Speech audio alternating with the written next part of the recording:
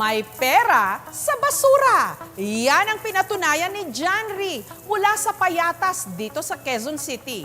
Dahil kasi sa pamumulot niya ng kalakal, nakaipon siya ng balde-baldeng barya. Magkano kaya ito inabot? Huwag daw iismuli ng basurerong si Janry mula Payatas sa Quezon City. Sa tumpok kasi ng mga basura, meron siyang yamang namimina. Mga alahas. Ito yung mga silver na pulot ko. Ito, malaking halaga na rin to pag ibibinta ko. Itong kwintas na to po ay kasama rin po to sa mga napulot niya. Gadgets. Dalawa na sila. Ito, bago ko napulot, mga idol. Nakapackage pa. Pera. Iba-ibang klaseng dollar ito. Yung mga idol. Ewan ko kung mabibili ba yan. At mga barya na tumpok-tumpok pa. Ito pala yung mga barya-barya. Yung 3 taon lang talagang iipon ko nito. Simula yung nag-lockdown. Dahil nga raw sa mga napupulot ni Janry sa basura at iba pang sideline nilang mag-asawa, nakaipon na sila ng 650,000 pesos. I repeat, 650,000 pesos. Ito ang ipinambili nila ng 3.5 hectares na lupa sa probinsya. Dito ko po talaga pinapangarap nga makapatayo ako ng bahay para kung sakaling titigil na ako sa pagbabasura, dito na po talaga ako manirahan. 400 piso kada araw ang kinikita ni Janry sa pagiging basurero. Kailangan talaga yung kakamay ka lang para mabilisan talaga. Nagpipili po kami ng mga kalakal, ma'am. Dati kinakahiya ko talaga yung maging basurero.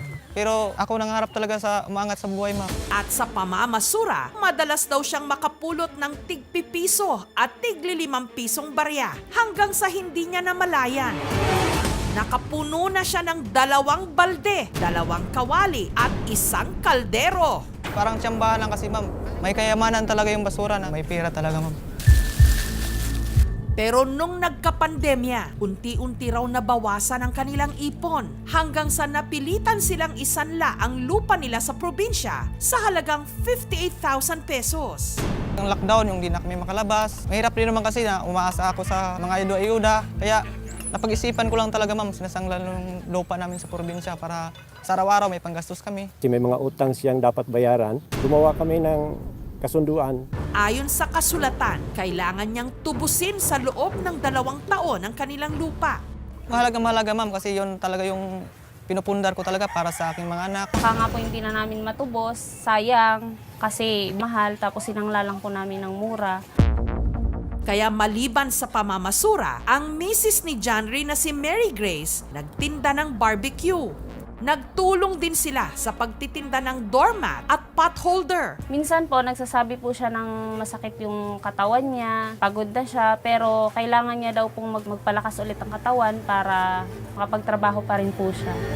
Ang tanong, sasapat kaya ang kanilang kita? At magkano ba umabot ang mga bagong mga napulot ni Janry na barya sa basura? Ang mga ito kaya ang solusyon para ang naipundar nilang lupa hindi tuluyang maremata? Manginayang talaga ako pag hindi ko siya matubos. Yun talaga, namumursigi ako na matubos ko rin ang talagang lupa na yun. Susunod na!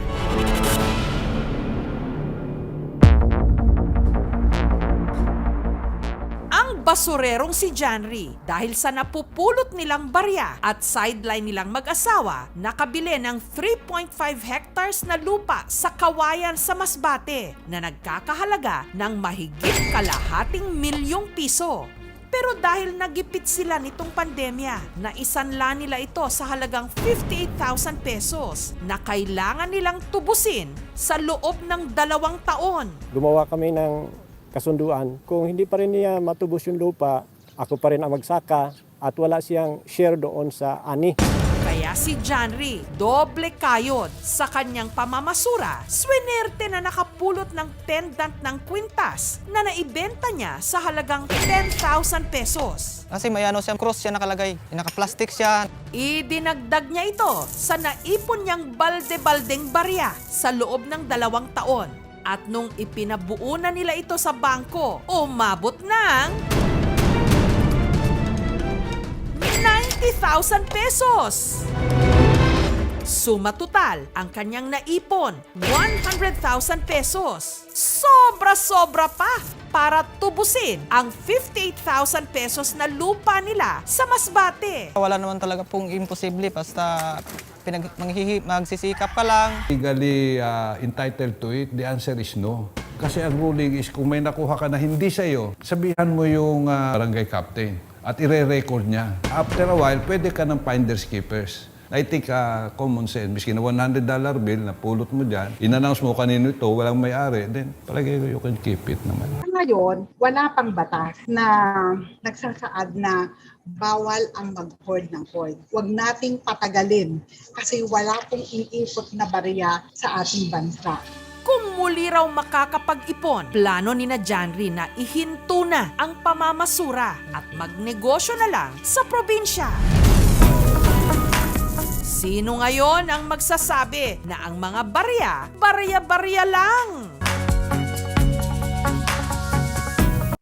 Thank you for watching, mga kapuso. Kung nagustuhan niyo po ang videong ito, subscribe na sa GMA Public Affairs YouTube channel.